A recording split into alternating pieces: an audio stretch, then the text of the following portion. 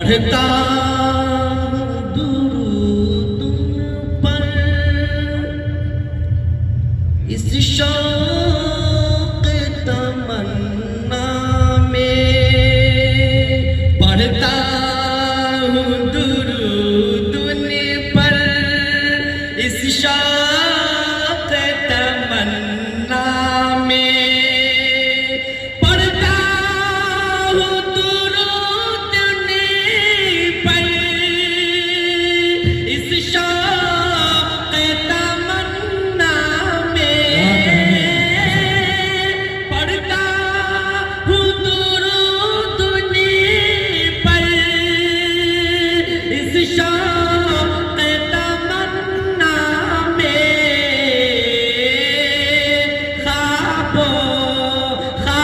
خوابوں میں مجھے آ کر دیدار کرا دینا۔ میں بات کو طول دیے بغیر آپ کے تھوڑی سی تازگی بخشنے کے لیے استاد الشعراء سے پہلے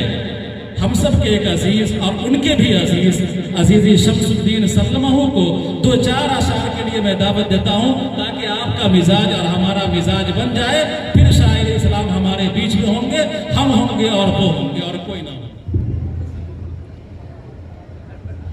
ڈھائی پر تشریف فرما کر علماء ربانی حضرات محترم سامعین قبول کیجیے۔ السلام علیکم ورحمۃ اللہ وبرکاتہ۔ وعلیکم السلام ورحمۃ اللہ وبرکاتہ۔ جواب بہت کم دیا گیا ہے، میں آپ کا بہت زیادہ وقت نہ لیتے ہوئے سیدھے جناب بزرگ شاعر عارف باللہ استاد الشعراء جناب قاری جمشید جوہر صاحب اور ہمارے بہت ہی خاص حضرت مولانا احتشام الحق صاحب القاسمی دعوت برکات عالیہ کا نظرات کا اور ساتھ ہی تمام اہل اسٹیج کی دعائیں لیتے ہوئے شہید حاضر کرتا ہوں۔ درود پاک بولے ارشاد ارشاد سیدنا مولانا اللہم صلی اللہ سیدنا مولانا محمد مبارک وسلم۔ اے باد صبا جا کر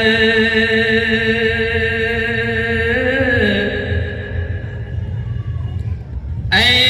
باد صبا جا کر یہ حال سنا دینا، اے باد صبا جا کر، اے باد صبا جا کر یہ بات بتا دینا، اے باد صبا جا کر، اے باد صبا جا کر یہ بات بتا دینا، اے باد صبا جا کر یہ بات بتا دینا، آقا سے میرا آقا سے میرا سب حال سنا دینا، آقا سے میرا اور یہ بھی شیر ارشاد دل میرا نہیں لگتا ابھی کی دھرتی پر، دل میرا نہیں لگتا ابھی کی دھرتی پر،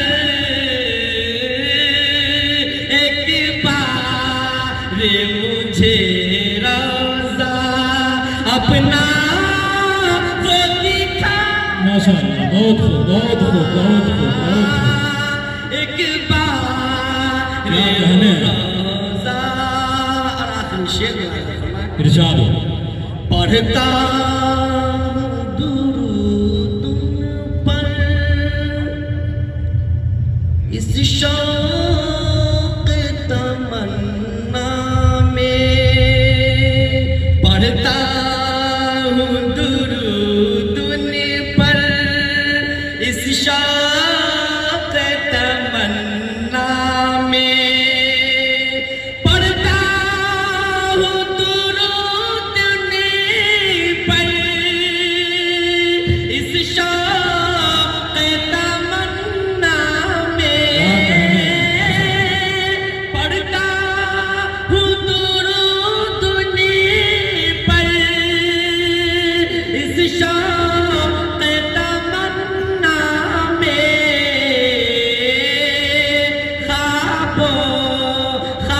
خوابوں میں مجھے